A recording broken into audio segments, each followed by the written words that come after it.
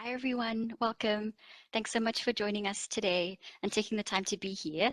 Welcome to the Knowledge and Learning Commons. It's great to have you back. This is our first event after the summer. We hope you really had a wonderful summer and had some time to rest. We just saw a video opening the doors to the library and archives. So welcome to the Commons. This is our space, if you're new to us. That's really a partnership between the library and archives, as well as CLM here at UN Geneva. And it's a space where we can share knowledge informally and to really bring about different ways of discussing both professional development and multilateralism.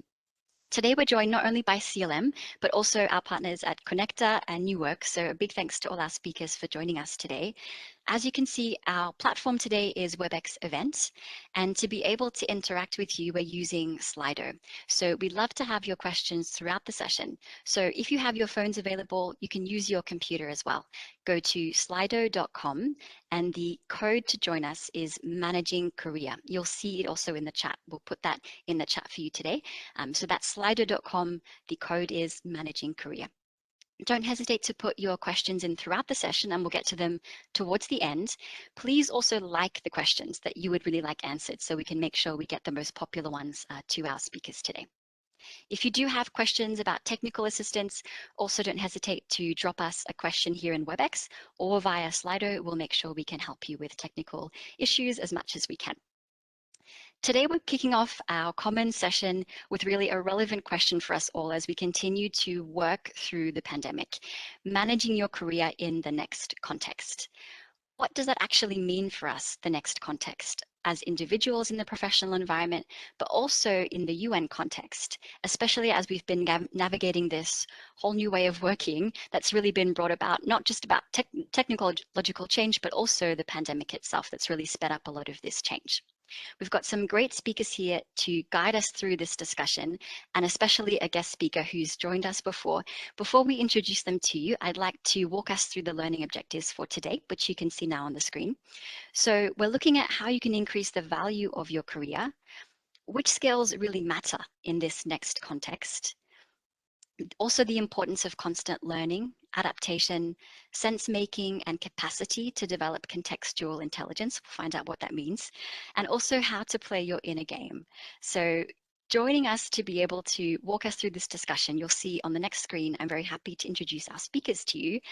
Our guest speaker today is Dr. Paolo Gallo. You may recognize him because he's joined us actually pre-pandemic at the Commons. But if you're new to him, he's joining us again, and we're really happy to have him.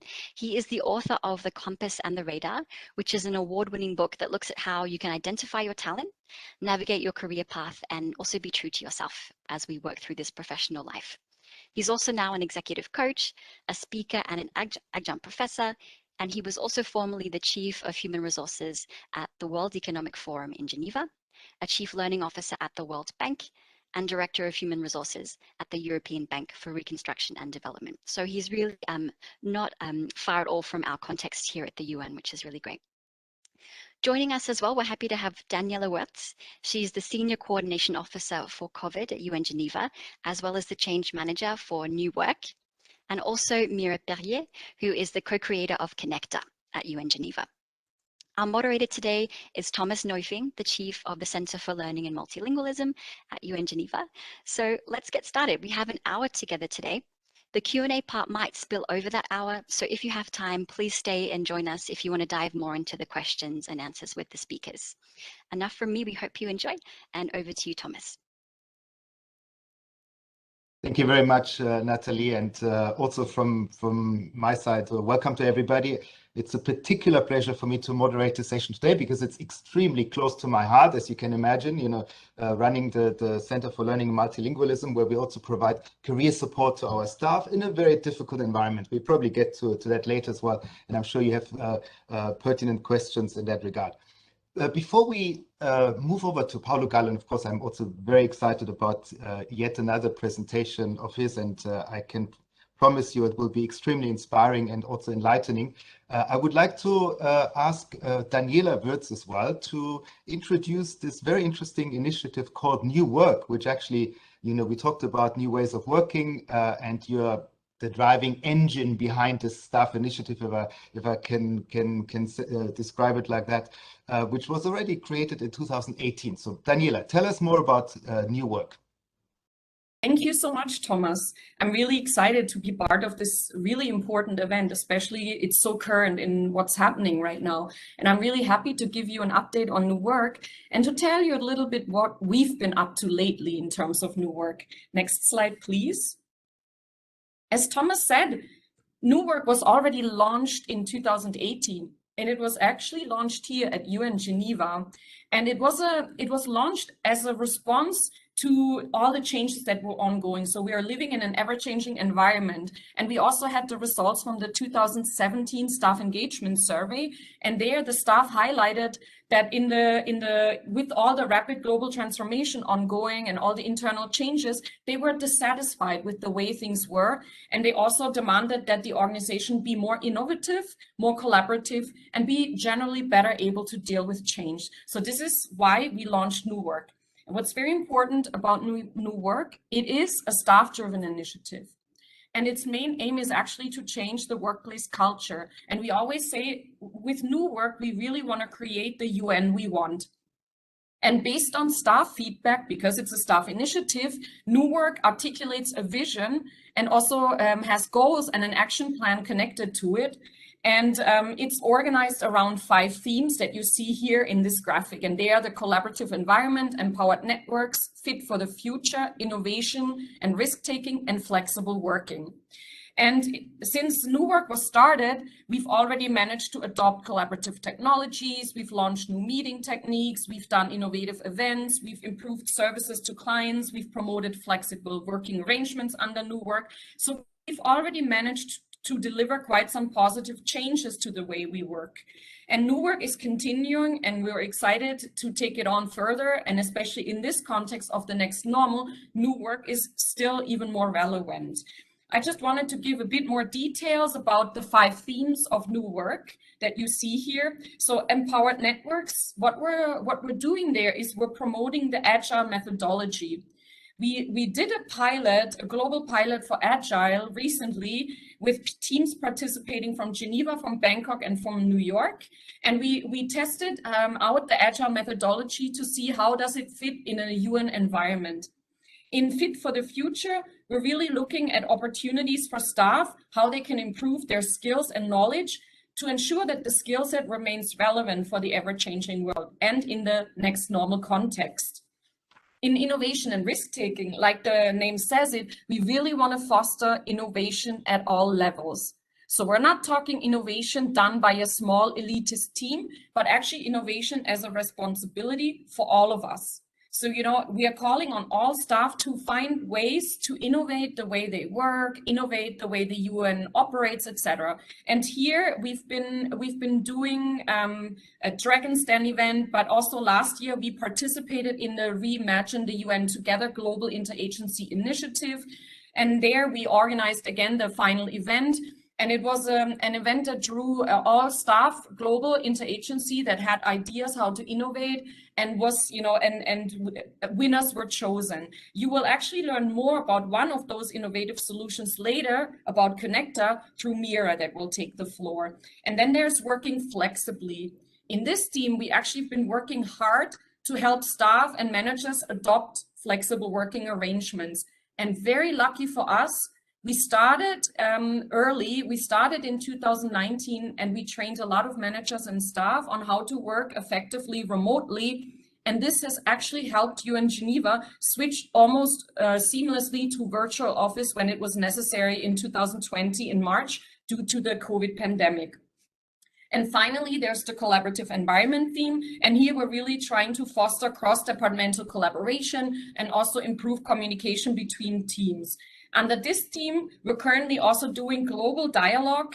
So we're having a global dialogue series that's on the culture of the next normal. I'm going to say a bit more about that. Next slide, please. Just a little bit about what is New Work. It is a network. And here you see we have global core. We have 3 hubs currently. There's the Geneva hub, there's the New York hub, and there's the Bangkok hub. So those are the core teams that are really working closely together with all the activities. but we're also having a lot of other stakeholders that are very important. And those are, for example, the Field Staff Union. We also have the Young UN. We have the Office of the SG, but we're also participating in the Future of Work topic that's led by the high-level management task force. So new work is really part of many different discussions. Next slide, please. Before I hand back to Thomas, I just wanted to highlight our current main activity, which is linked to this topic today, Next Normal. So it's very relevant for today, and New Work started the issue of the culture in the Next Normal discussion. And why did we do this? We all know that right now is a very critical time for the UN. We've all been hit by the COVID-19 pandemic, and it's had and it continues to have a devastating impact around the world. But at the same time, it's also driven significant changes to the ways we work. And so right now, everybody's looking at, rebuilding and what's going to be the next normal. And so we see this as a critical opportunity to really accelerate the transformation and the change in terms of our organizational culture towards the UN we want. And due to the pandemic, we've also really changed our ways of working and living. Specifically, we've adopted to working remotely, we've postponed or canceled travel, we've learned how to use virtual platforms, etc. And while we all want to get back to some sort of normal, it's clear we're not going to return to the normal as it was. So we're going back to a next normal. And, many locations, organizations, everybody right now is looking at how to go back to the next normal. And at UN headquarters, they actually implemented like a senior management task force that's looked at all the issues, next normal. So we realized that it's really important that we discuss the culture in the next normal and also to ensure that everybody can contribute to this. And this is why we launched the Next Normal dialogues. And we are having these dialogues right now with global staff. We have peacekeeping staff, we have everybody. So it's really nice. We have a global diverse teams of staff, and we're collecting staff feedback on what is it that we want to see as the culture in our organization in the next normal. And with this, I'll hand back to our moderator, Thomas. Thanks. Thank you very much, Daniela. And again, also from my side, and calling on all of you to get involved in your work. It's a staff initiative. It's a major injection of oxygen into our organization. So it's not a top down. It's actually everybody, as Daniela said, is invited to contribute and to get engaged and involved. So please contact all of us. If you have any questions, how you can be part of this exercise. Now the next co-organizer group is Conecta, and I have the pleasure to introduce to my dear colleague Mira Perrier. Mira, you won, as Daniela already said, the Dragon's Den Innovation Event at UNOG in 2009. You were the choice of the jury of the Dragons. You also won the global Dragon's Den event. You were not the only one, there were a couple of winning teams. So you were actually 2 gold medals around your neck. So how does it feel, Mira, to wear these 2 medals, and what makes Conecta interesting for our audience? How can they make use of this fantastic project? Over to you. Hello, everyone. Thanks, Thomas. And wow, that was an incredible introduction for Conecta.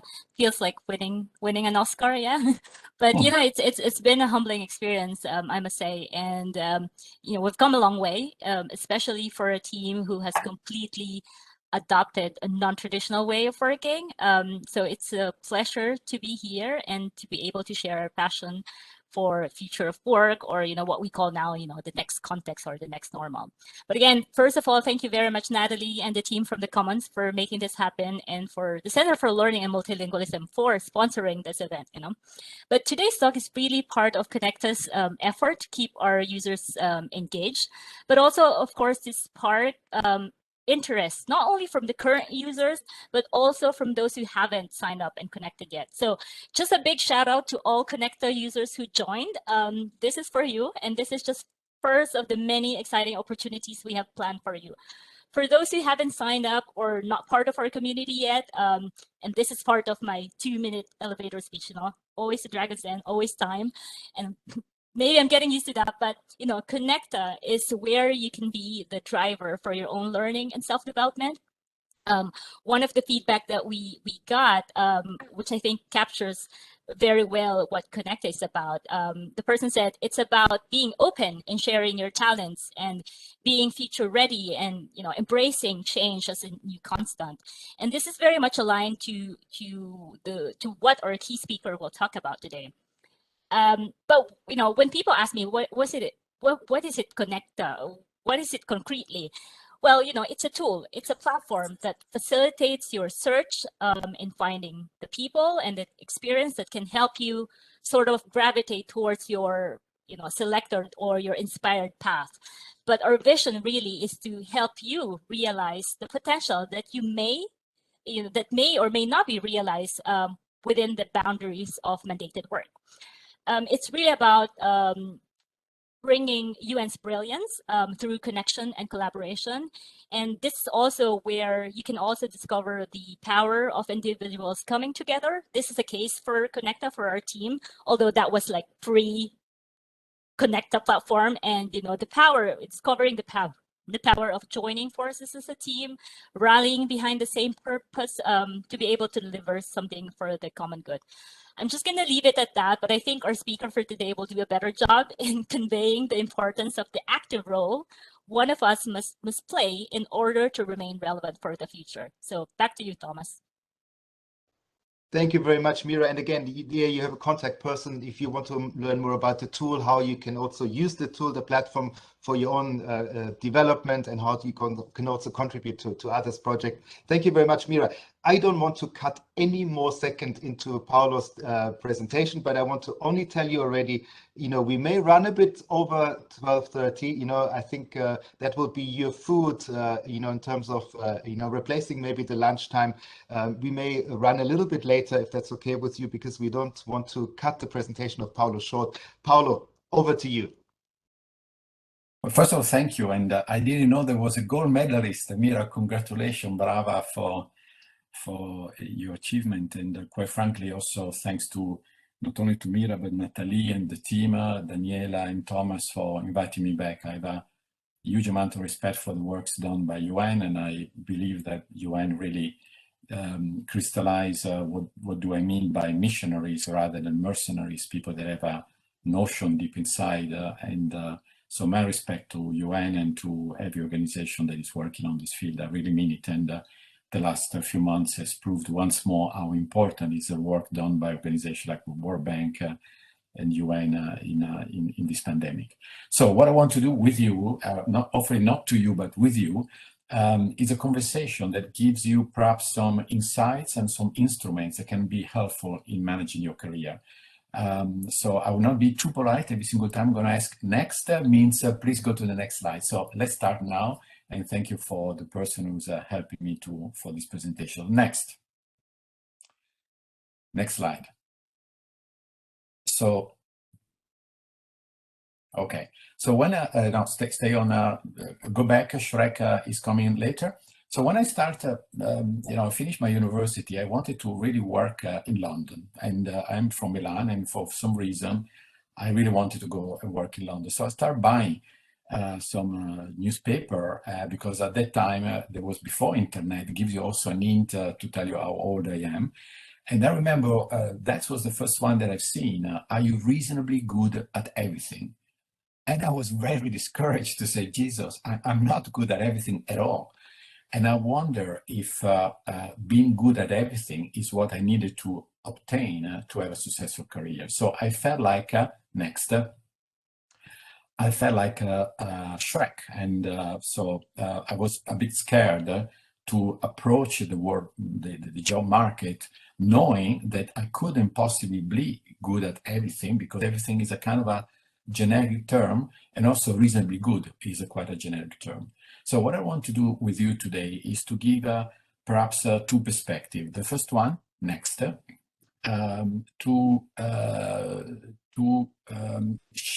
think about what is the global job market, and to give us some sense of the job market. And the second one, to focus on our, let's say, own capacity. But before we start, there is a Slido question that perhaps you may reflect. And I always ask this question, I have to say, when I teach, when I do coaching, if tomorrow the company that you work for will close, so today is the last day for UN, and tomorrow you're looking for a job, which kind of skills, which kind of value do you bring to the job market? Which starts from a very simple question, which is, what are you good at? And give some thoughts. I can see some communicating, client orientation, building bridges, network, being creative with current resources, problem solver, researcher, client orientation, communication. This is brilliant because what I see here, that you are referring to transferable skills that can be applicable in different contexts: adaptability, planning, listening to people, being organized, communication, project management, connecting people and things. And this is something that is incredibly important, because a lot of times when we're looking for another job, we're looking at, which kind of CV do I offer? Which kind of LinkedIn profile should I have? Should a CV be 2 pages or 3 pages? That really almost irrelevant. The most important thing is clarity about what are you good at and which value do you bring in the organization, in the team where you operate. Okay, so let's go to next slide.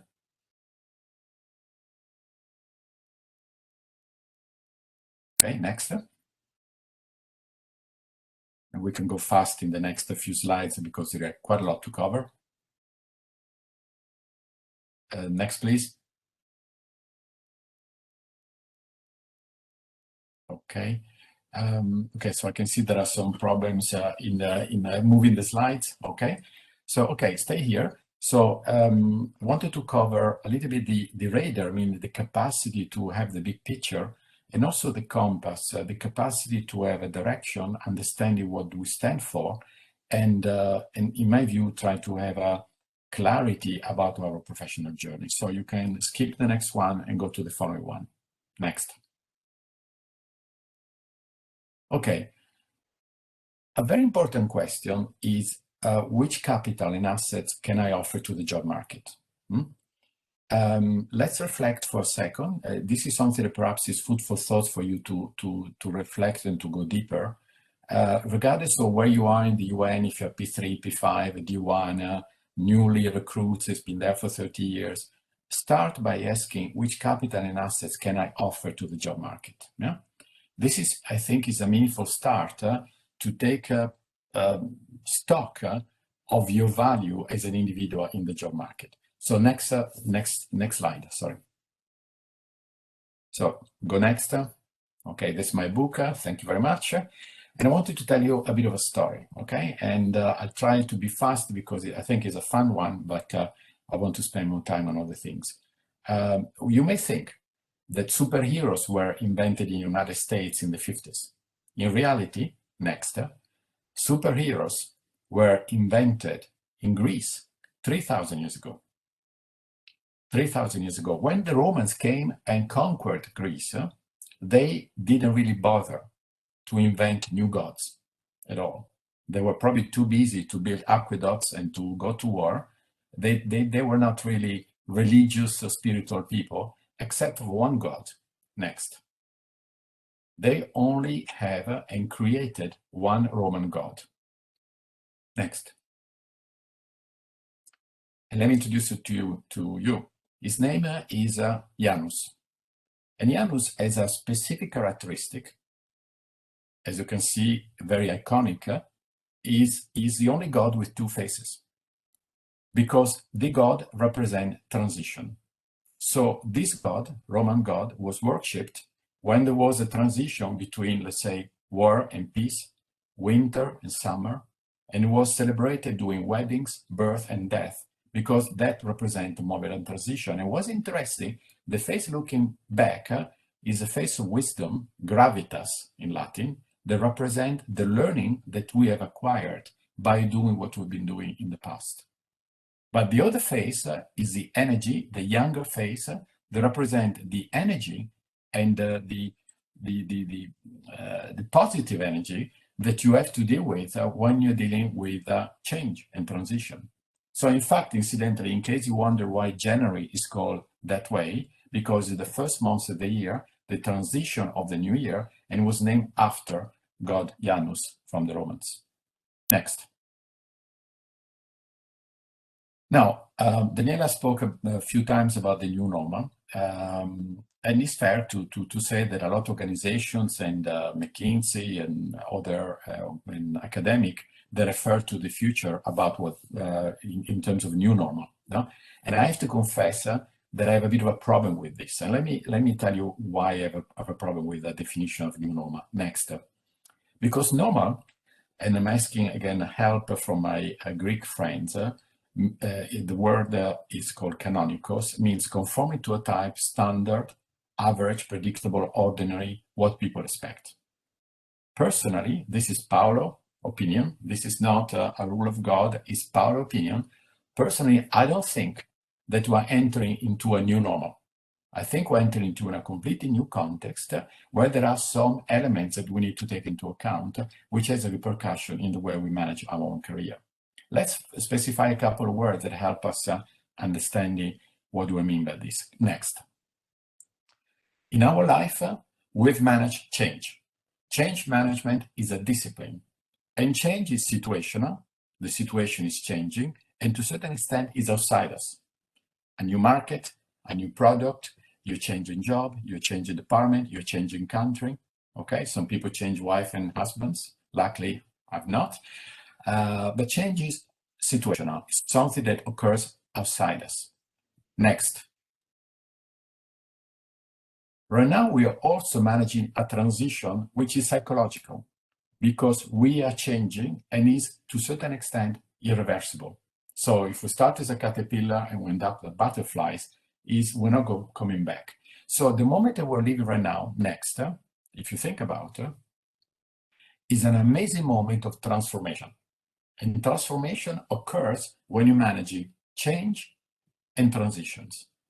So part of the difficulties that we are dealing with right now as professionals, and I think Daniela put it brilliantly by explaining the framework of the new work, is actually we're not just trying to do better what we've done before, in which case is efficiency, KPIs, and control, is really a new work, is a new word.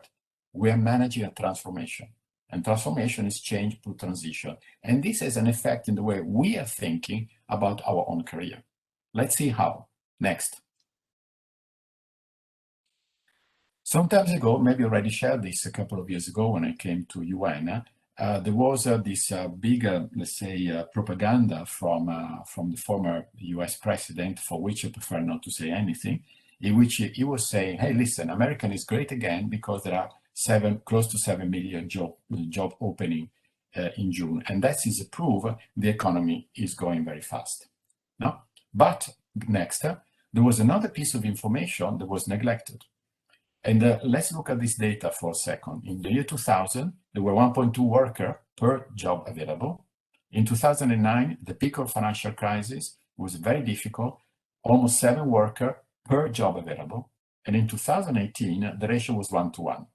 You may think that's brilliant because it means I have 1 candidate per job, and the only game that I have to improve is the efficiency of the job market. What in reality we found out, when I say we means the Bureau of Labor Statistics, based in Washington, D.C., in which it said, actually, in the year 2000, people remained unemployed for anything between 6 to 9 months and end up in a similar job in a similar sector with a similar compensation.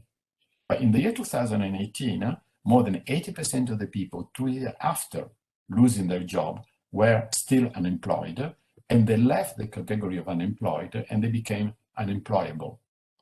And what's the difference between the two? Unemployed, you're going from Citibank to JP Morgan. Unemployable, you have a set of skills that are no longer relevant in the market. Now, let's see what's happening now, 2 years after this data, 3 years after this data, after COVID. Next.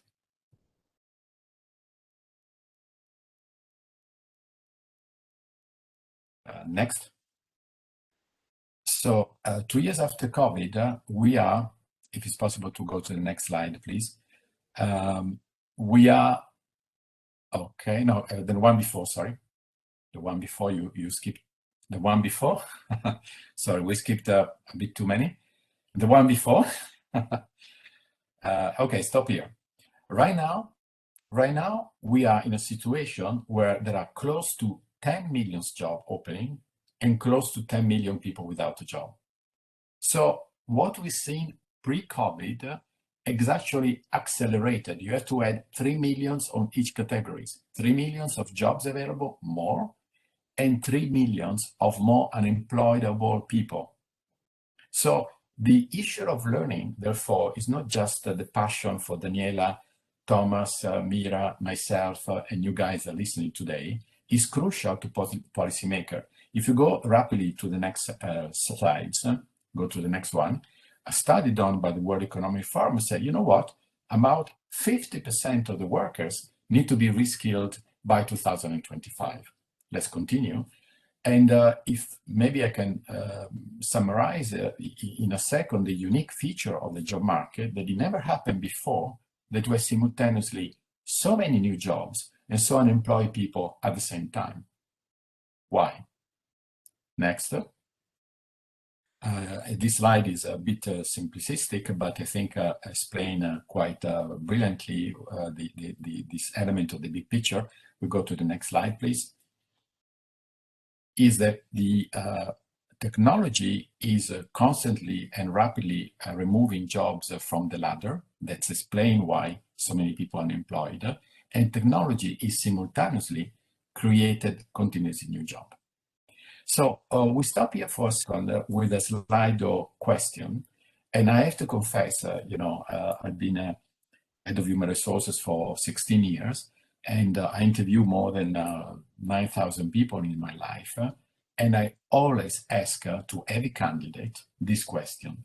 What have you learned in the last 6 to 9 months? So I'm asking this question to you. When you think about the last 6 months, probably from the beginning of the year, 9 months for the beginning of the year, what is the most important thing that you have learned that have increased your professional capacity and skills? Give me flexibility, resilience, dealing with uncertainty, tech dinosaurs, great, flexibility, wonderful. Mental health is important, agility, resilience, dealing with uncertainty, keep on learning, agility, leadership, that you have gaps, manage virtual events, communicate.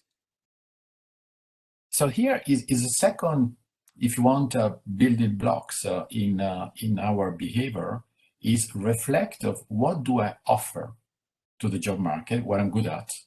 And if you look at the last 6 or 9 months, is what did I learn that perhaps before wasn't obvious. So fundamentally means how to increase my own capacity and my professional abilities. A lot about climate change, balanced life, managing meetings, French, great, team, teleworking, work-life balance, versatility, importance of rest, data visualization. That's brilliant.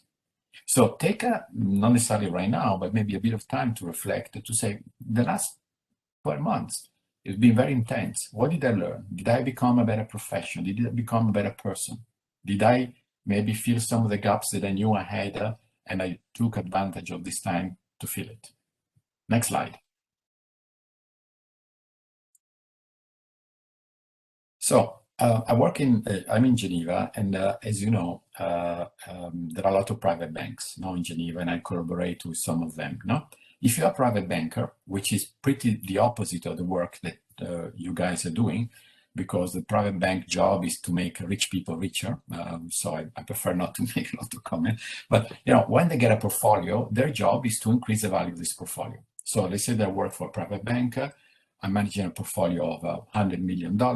At the end of the year, I will be judged based on the value of the portfolio. My job is to increase the portfolio. Fundamentally, I'm managing somebody else's wealth. Okay? Now, let's use this analogy for your own career. How do you increase the value of your professional expertise? Don't confuse it with salaries, and don't confuse it with promotion. Promotion and salaries are legitimate. If you're P3, you want to become a P4. If you're D1, you want to become a D2. We got that. But I'm not referring to promotion or salary increases. I'm referring to how do you increase the assets, the capital that you have as a professional. And there are 4 capitals, in my view, we should be focused on. Let's go to the next slide. The first one seems obvious, but for many people it's not. Take care of yourself. Okay, let me explain why. Okay, let's go to the next slide. A very interesting study was done recently, and I will tell you about the study in a second. But before I'm going to ask you a question that perhaps some of you already read some of the articles that I wrote. Okay, this is a Ferrari, and regrettably, this is not my car. Okay, I don't have a Ferrari, but this is a Ferrari. So I'm going to see on chats your answer, and the answer is, the question is, what allows this car to go up to 350 kilometers per hour? So this is an amazing car. It costs close to €1 million, okay? And it can go up to 350 kilometers per hour. So when you look at this car, what do you think allows this car to go to this speed? What are the features that, in your views, allows this car to go so fast? I'm going to read something on chats. Please answer.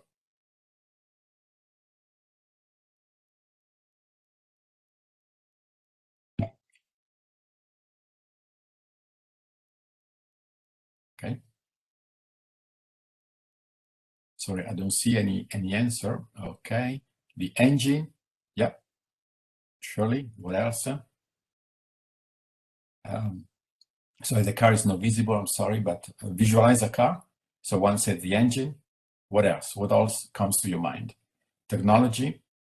Lima, you're absolutely right. What else?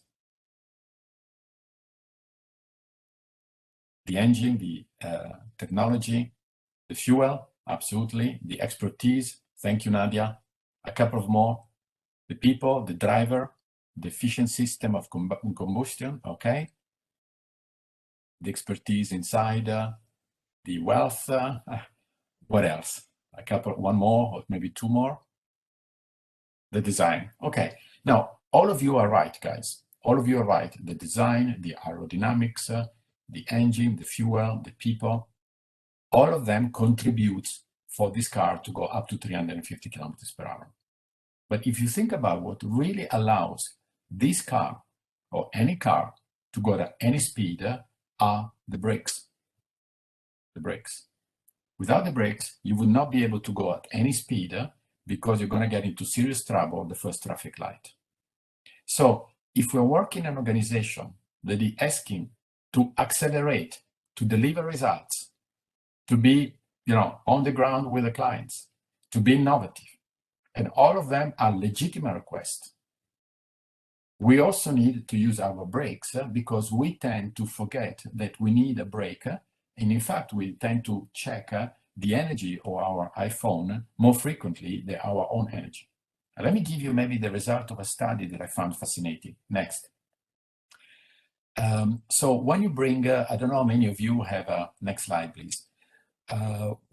Many of you have a pet, okay? Or a dog or a cat or whatever pet you may have. Yeah? This study said that when the owner of a pet brings the pet to the vet, in 96% of the cases, he or she follow religiously the indication, the prescription of the vet in order to cure the pet that is maybe sick. When we take, next slide, when we take our elderly parents or maybe some vulnerable person to the doctor, the percentage is still very high, 88%. No? But when we go for ourselves, next, only in 39% of the cases, we follow the prescription that the doctor is telling us. So this is quite interesting because it looks like that we are more serious about curing our own dog than ourselves. We know that how we want to accelerate, but we don't use our brakes. So the first capital that you need to preserve, and believe me, guys, this is not just being nice, but it's crucial given the moment that you are living. Next is I'll give you a very simple advice. Treat yourself like someone you are responsible for helping. Treat somebody, yourself, like someone you're responsible for helping. I mean it sincerely. The pandemic had a huge impact in our emotional, mental, physical, and spiritual energy. And it's very important to preserve our own capital by starting from ourselves. Next slide. Yeah? Second question is, Thomas mentioned also, because Thomas, this has been your bread and butter for 20 years, and you've been with Daniela and the team putting so much knowledge, energy, and allow me to say blood, sweat, and heart in this topic. What are you learning? So the second capital that we need to increase next is to increase, next slide please, is to increase your knowledge capital. Yeah? Next slide please. Okay. And this is important, and I knew that the presentation would occur close to lunchtime, but when I say knowledge capital, we have to be clear, it's not sufficient to know. You'll be able to translate the knowing into results for the people that are using your services or products. So if I were to say, I'm Italian, I don't need to say this given my accent, to say, I know by heart all the recipe of the Italian cuisines, but I never cooked anything, you would not take me that seriously. So whatever learning you engage in, whatever discipline, whatever topic, make sure that you're able to build the bridge between the technical knowledge and the results that you provide. Otherwise, I can tell you by heart the recipe of making lasagne, but I never cooked them. So you will not take me seriously. Next. So investing in the knowledge capital is crucial. And let me give you perhaps a very simple suggestion. Is the 5 hours rule, okay? If you're not spending 5 hours per week learning, frankly, you're being irresponsible. You need to constantly learn, and you can learn from a conference, from a book, from a TED Talk, from a conversation with a colleague, by watching a movie, by anything. I mean, there are so many learning opportunities around us, if you think about it. It's just perhaps at times we don't grab them. Okay, to me, for example, today is a learning opportunity. By listening to Thomas and Daniela, I've learned a couple of things that I didn't know. Next. So learning is important, but let me perhaps be more specific on 2 areas in which our learning could or should be concentrated. Next slide. One area is, okay. No, go to the next one. So you can stay here. One area is this one, because it's very simple, let's say, a rule of the job market, that anything that cannot be digitalized or automated becomes extremely valuable. So what do we mean? But emotion, creativity, imagination, ethics, empathy, consciousness, values, integrity, compassion, collaboration. There was a lot of, Daniela mentioned collaboration quite extensively in her presentation. So this set of skills appear to be very relevant in the job market. Very, very relevant and very important. Next slide. This is, I'm taking this from the World Economic Forum. It's called transformation map. And the transformation map is nothing more than just connecting a discipline, a topic, an issue, a problem with the different dimensions that are entering into that equation. So if you look at COVID, I don't want to read all of them, of course, but there are so many elements entering into the equation: the government response, funding a vaccine, delivering a vaccine, the impact on travel, financial market, job markets, people population, politics, and all the rest.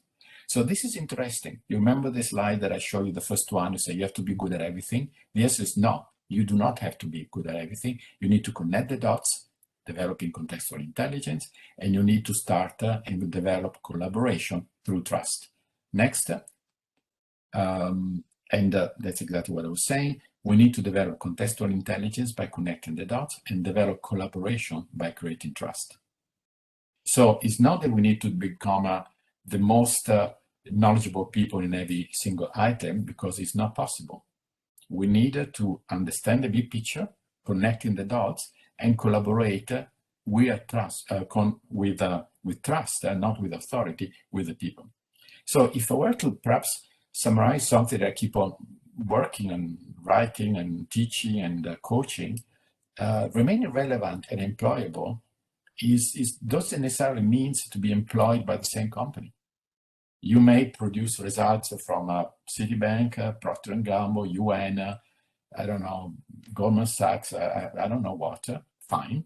But the real game is not trying to be employed by the same organization for the rest of your life, is to continuously invest in your skills in order to remain employable and relevant, hopefully for your own organization, if not for somebody else.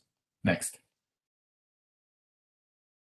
So first, assets to defend your wealth, your health, okay? The second is your knowledge. The third one, what it is. Next. Okay, reinforce your relationship capital. This is absolutely crucial. And let me give you immediately a number that probably will convince you that it's not about being kind and being nice, but it's unbelievably important.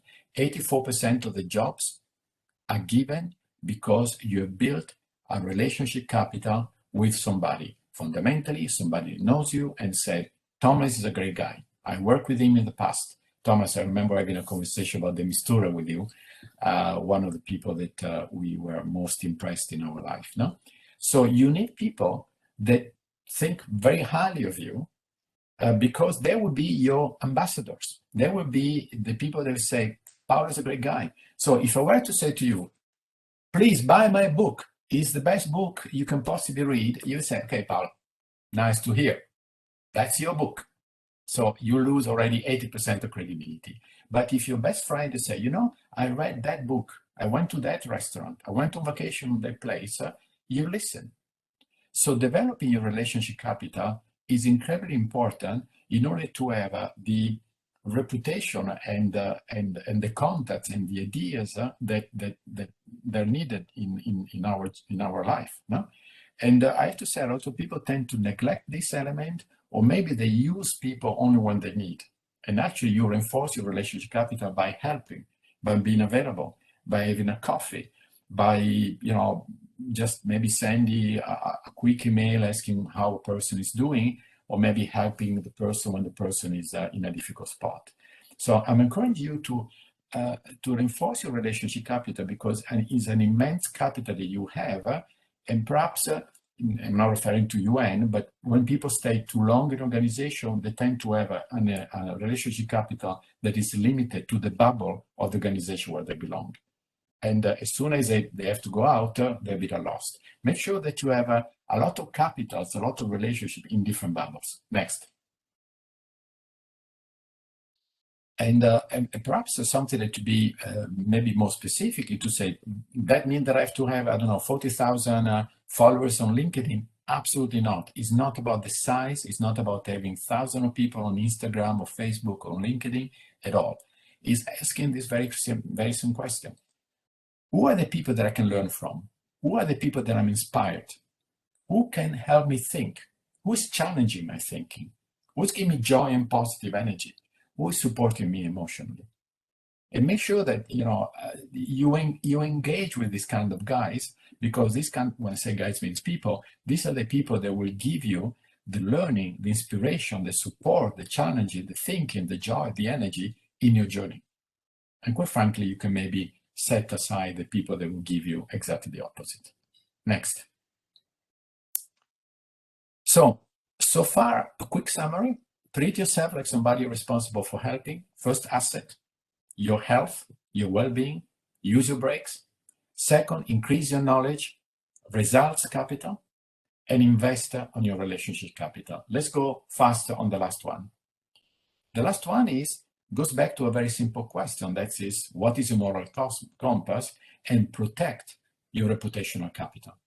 This is crucial. And allow me to say, I've been head of human resources many times. Sometimes you see an amazing candidate with fantastic credential, great MBAs, etc. If one of the people around the table says, I heard that person did something funky, strange, inappropriate, wrong, unethical, that's it, you're done.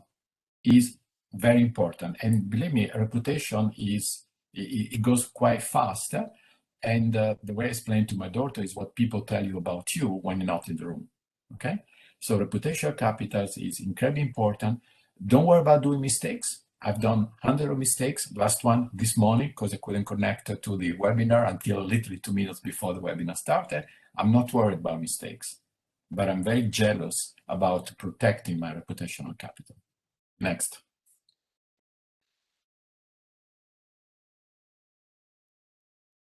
Next.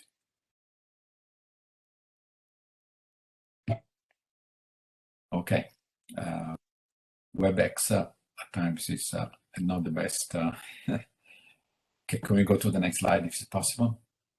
So if no, you skip 3 of them. Go back to the one before. Okay, so let's close with 3 takeaway. Okay, the first one is if it's true that we need to protect and develop our capital and assets, which capital and assets do I need to protect? Your wealth, your health, which is your wealth, increase your knowledge, relationship capital, and reputational capital. And people tend at times confuse credibility with visibility. These are 2 different things.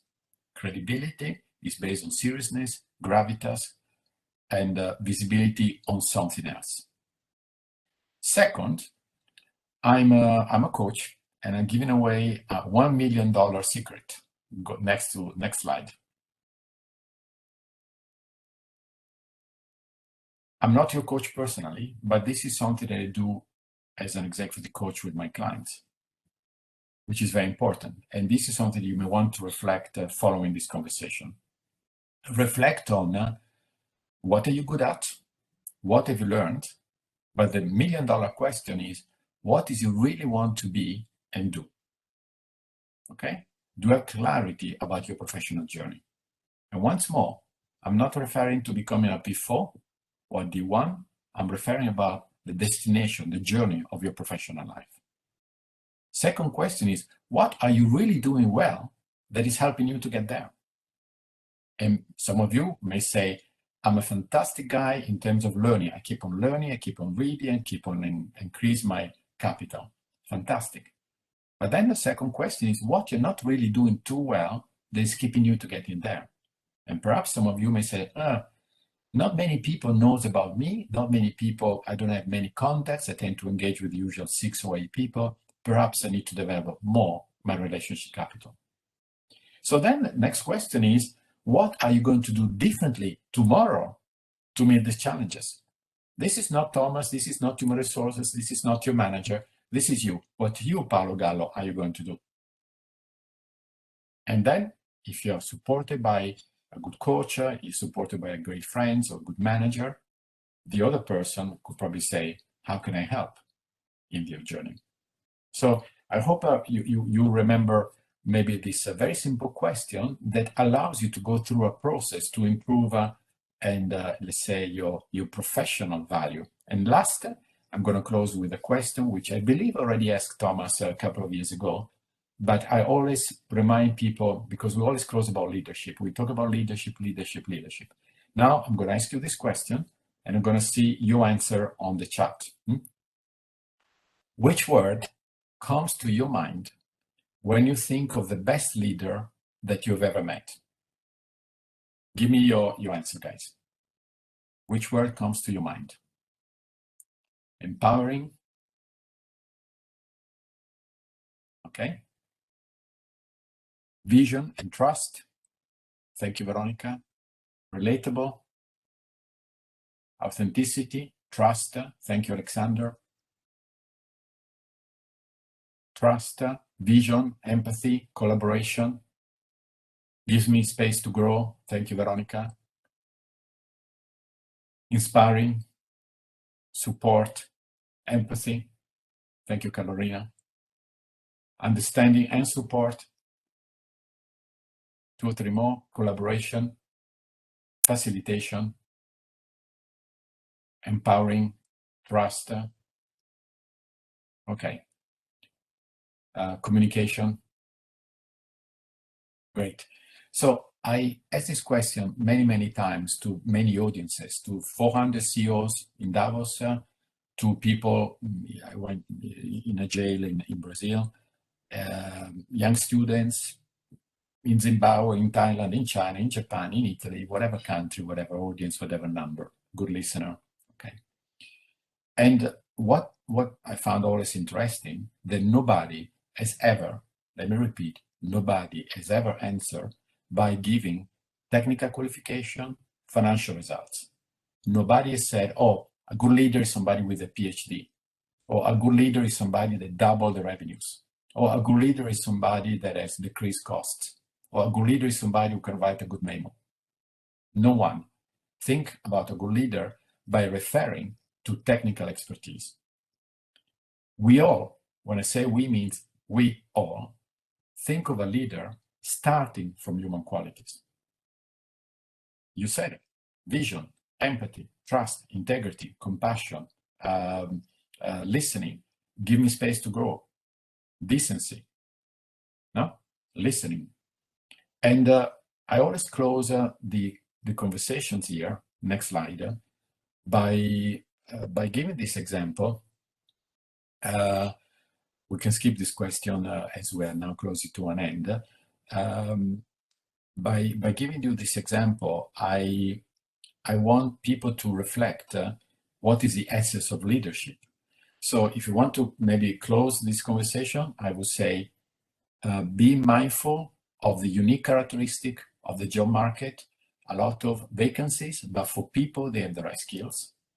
2, if you have to develop your assets, your capital, you have 4, your health, your knowledge, your relation, and your reputation. And when you think about leadership, of course, you need technical expertise, you need academic knowledge, you need a framework. By all means, yes. But the starting point is fundamentally being a decent person. So thank you, and hope we can have a few minutes for reflection and for questions. And once more, my gratitude to you and Thomas and Daniela, Mira, and the team for welcoming me today. Grazie mille. Grazie. Thank you.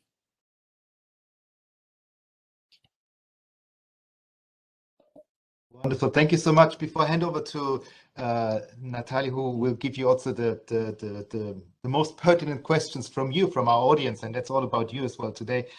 Maybe just before that, if I may, just one question to you, Paolo, and thank you again for this most inspiring presentation. If you had one piece of advice, you mentioned a lot, the 4 assets, the 4 skills, that the 4 capitals for individuals, to also be ready to be employable in the future, to grow. What would be your piece of advice to organizations to support this? Because as you said, there's also a change in responsibility. It's shifting more towards the learner, the staff member, the employee, to be in charge of his or her growth and development, to also be employable and to continue to grow. But what would be the role of organizations to support that? If you could maybe give us one tip in that regard before we move on to the questions that Natalie will present to you. Thomas, you're very humble in your question, but so I'm a bit intimidated to answer to a person who is such an expert on this field. But I would start by asking the question to people, to say, hey, listen, given if we agree on the principle, which I think is agreeable, on these 4 elements of your wealth, by working at UN, which of these assets you think we are neglecting? And when I say we, it doesn't mean the organization, the manager, you. Is not a blaming exercise to say which one do you think we're probably lagging behind. Okay, in some organizations, I don't want to quote them, but they say, listen, phenomenal learning opportunities. We know everybody in the globe, but we're exhausted. So please do something to help us on our using the brakes, because we're constantly accelerating and we can stop. But some other organizations, and again, I won't quote the example, people say, listen, I don't remember any learning initiative. I just keep on doing my work. I'm doing quite well, but it's 5 years, I'm doing more of the same on a daily basis. So can you help me out on the front? So I would probably start by asking the question to understand what people believe is the most meaningful investment that makes sense to them and for the organization.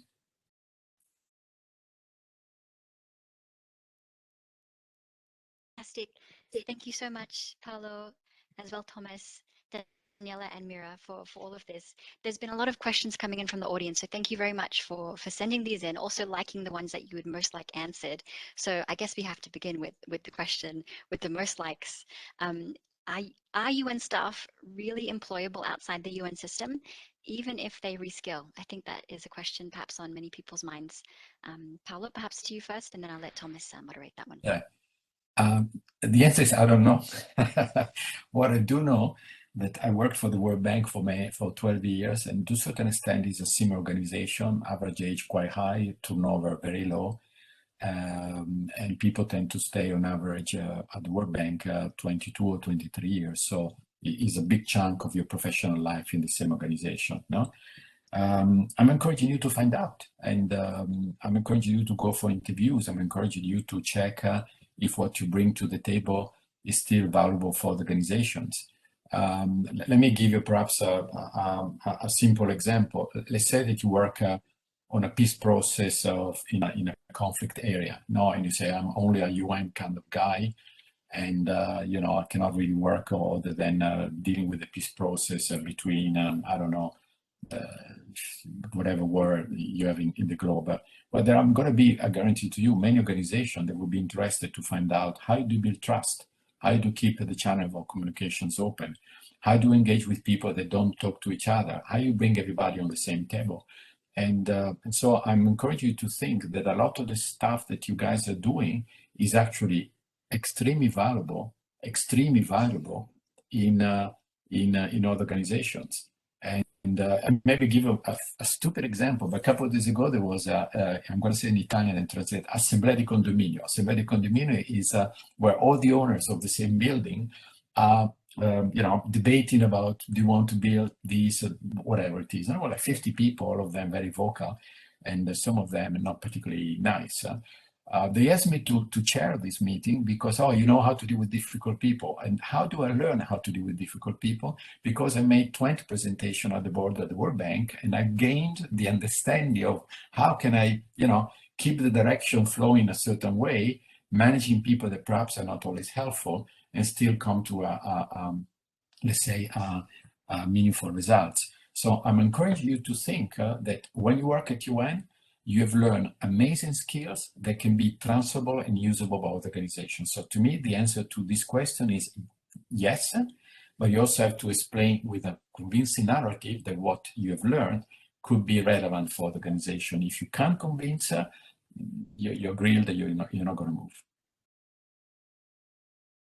Thomas, anything more to add there, or shall we move on to some more questions?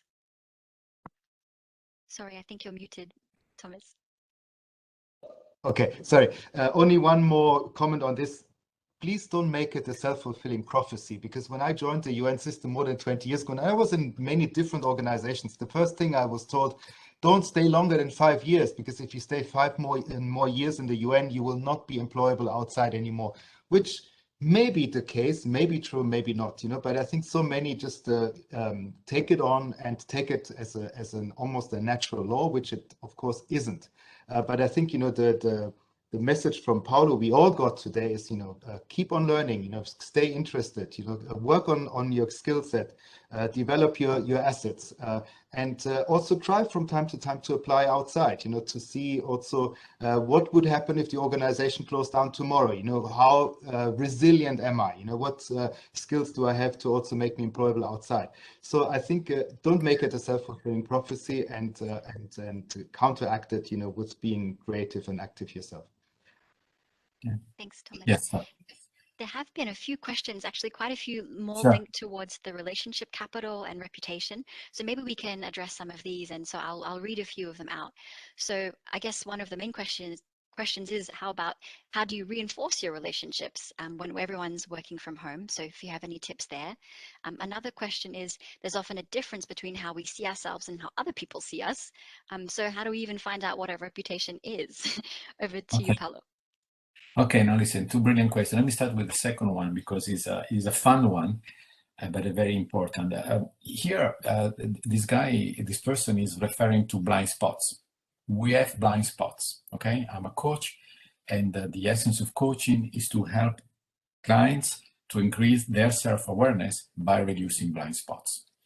And now I'm going to give you another $1 million secret, okay? Thomas, I'm sure you're going to send me $1 million for that secret, okay? Okay, do this exercise and write down, because it's a fun exercise that I do with my clients. Not necessarily right now, you can do it later today.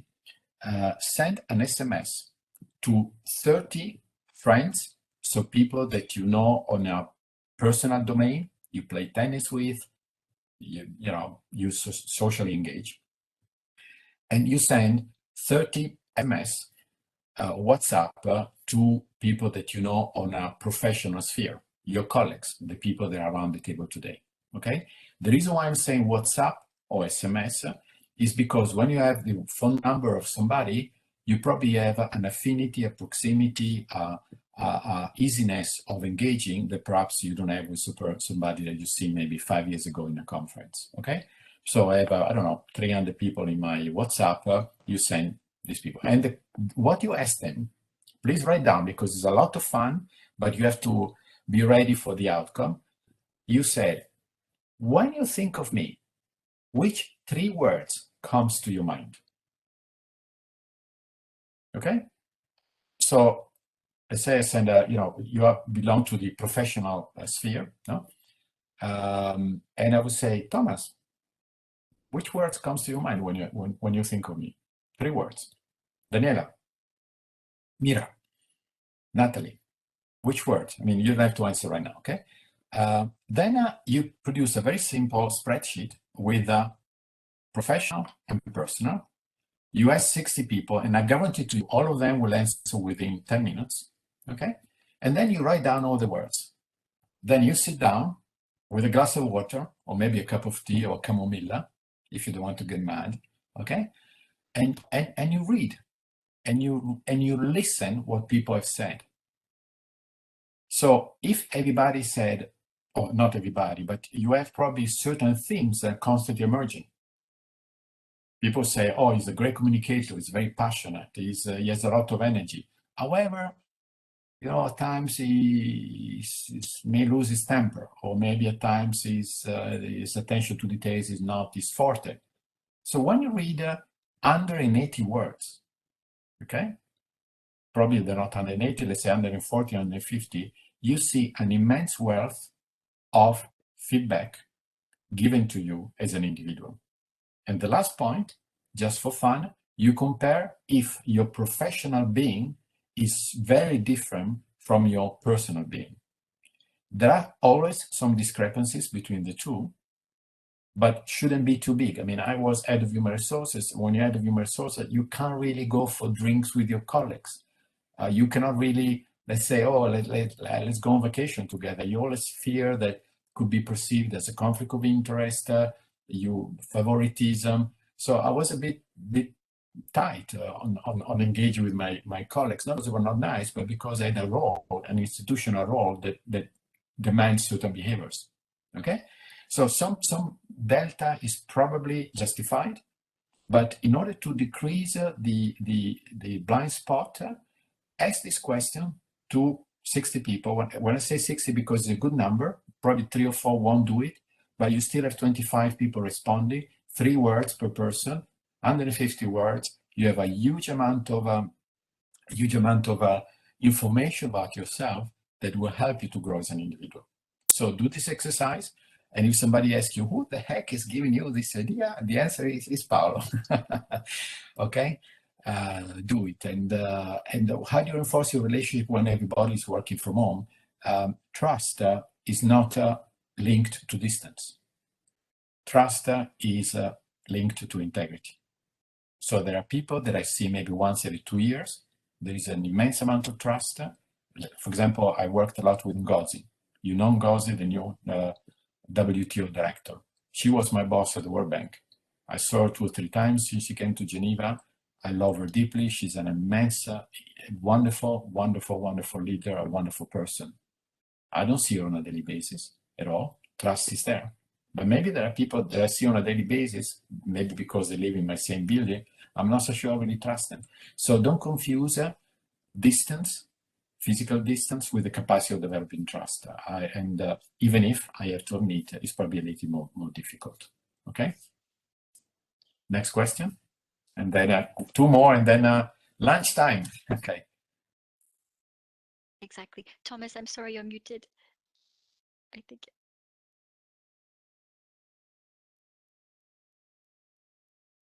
Thomas, you're mute. Sorry, we can't hear you, Thomas. Excuse me, sorry, I just showed my credit card. That's the down payment to your $1 million tips that you gave. Thank you. I will let you know if you see me driving a Ferrari. Right. The money hit my bank account. So thank you, Thomas. I appreciate it. And I just want to maybe, Natalie, if you don't mind, just bring in Mira and Daniela as well, just before we have maybe the last question then for Paolo.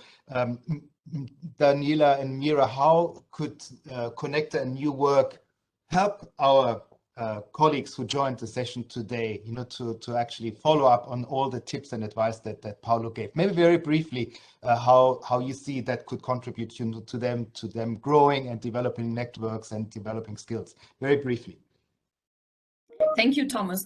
Well, new work is all about networking. It is a staff network. That's how it's growing. That's how it's expanding. So just by participating, you're already, growing the skills in building networks. And since also the key themes are collaboration, so increased collaboration, you contribute by thinking, what are other ways we can expand collaboration in our organization? And then there's also the issue of what we're doing, the culture in the next normal. That's also about networking and connecting to people. You're connecting to colleagues that have a similar vision, that really have the same ideas in mind in terms of the organization. And that's also how you build your reputational capital, I would say. So I think it's very relevant in general. But maybe Mira, some more ideas? Yeah, I mean, for Conecta, sign up and connect. Simply sign up and connect. It's as straightforward as that. But I think what the pandemic has we all know that it has accelerated the future of work. We mentioned that it inspired the organization to rethink the way we work. But at the same time, and Paolo has touched upon on this, it also invited us to reimagine the way we lead. And I think Conecta is instrumental in putting and testing that in action. Conecta is, in a way, I would say, like a safe container to practice this new type of leadership. It is this new type of connecting to people. So it's just really a trial, and I think this new type of leadership that we believe is needed for the future, a leadership that is adaptive or inclusive and shared, where everyone in a team can have the opportunity to step up and step back, depending on the evolving needs of the team. I think Conecta can be really an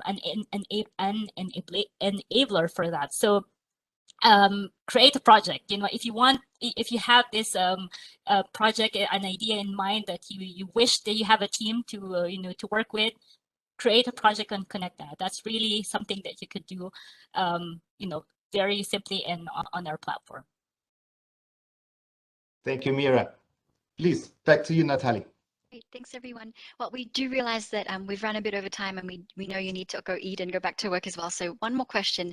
We've looked a bit at relationship capital. There have been a few questions coming in more about the learning side. So the one that is the most popular here is, what if you have a ton of soft skills but only one hard skill? What do you do there? And in connection to that, there's a question coming in also about, if you want to change careers, and we're looking then at that hard skill, I suppose, how do you retrain in order to be able to balance maybe those soft and hard skills? Over to you, Paolo. No, thank you. And perhaps let me close with a personal experience. And I'm going to be almost brutal in the way I'm going to explain this to you guys. So I left the World Economic Forum 3 years ago. And I was 55, and you know, I was glad I left because I wanted to do something different. But you know, I'm now 58. I was 55, and live in Geneva, one of the most expensive places on earth, and I have a wonderful wife, which I love deeply. But she's taking care of our daughter, so she's not working, no. So I had 2 or 3 months of crisis, thinking, what do I have to offer that people will find valuable? Okay, would anybody pay me for doing what I'm doing? Would I become, you know, irrelevant, or would I continue to add value to organizations and people, maybe in a different capacity? So I was struggling with that question. And so that moment, it was, to me, it's not just an article that I wrote, but a moment of my life that I will remember for the rest of my life, because it wasn't necessarily the easiest moment of my life. So I'm encouraging you to think when you go through this crisis, or when you go through this question, to go back to what we discussed before. What do I have to offer to people, to organizations? Empathy. What does it mean, empathy? Communication. What do you mean by communication? Listening. What does it mean? Questioning. Question means my coaching skills. No. So ask really yourself, what can you bring to the table that is valuable for organizations and individuals? And be very specific about that, because you cannot simply say, oh, I'm a very empathic person. So what? It doesn't mean anything. But if you're able to translate this into, and therefore I can develop the following, I can add this into organization, you're probably in a nice spot. Last point, when you think about relationship, the starting point is not what you can get from a relationship, but what you can give to a relationship. So always start by, how can I help? Ask this question, how can I help? Is a putting 2 people in contact, providing an opportunity, having a coffee, whatever it is, because relationships are like bank account. You can withdraw from a bank account if you have deposited something on the bank account. You cannot withdraw if you have not deposited. So please deposit trust, energy, love, respect, and I think eventually you can withdraw. But before, you have to put some of your energy and some of your decency in your personal bank account. Okay? It's really great. Thank you so much, Paolo. I'm afraid we're going to have to leave it there for today. It's been a really great discussion, but we really, really appreciate all the knowledge you've shared with us. Thanks, Thomas, for moderating, Daniela and Mira for joining us. And thanks also to the team behind the scenes making this happen. We have Nivert, Leah, Namon, Ning, and Maria. So it takes a village to make sure this happens. Thank you to you as well. To our audience, we really appreciate you taking the time. The recording will be available, as well as the slides. They'll be available. We'll send them to you by email. They'll be available on our website as well. On the next slide, you'll also see we have a resource guide for this session, and we'll make sure to have that also in the follow-up email to you. If you do have feedback for us, we really would love to know what you'd like to learn about and discuss together. So please do send us an email at commons@un.org, or you can also go to the link on the screen as well and follow us on social media as well here at the library. So we wish you a great rest of the day and hope to see you soon at the Commons. Bye for now. Take care.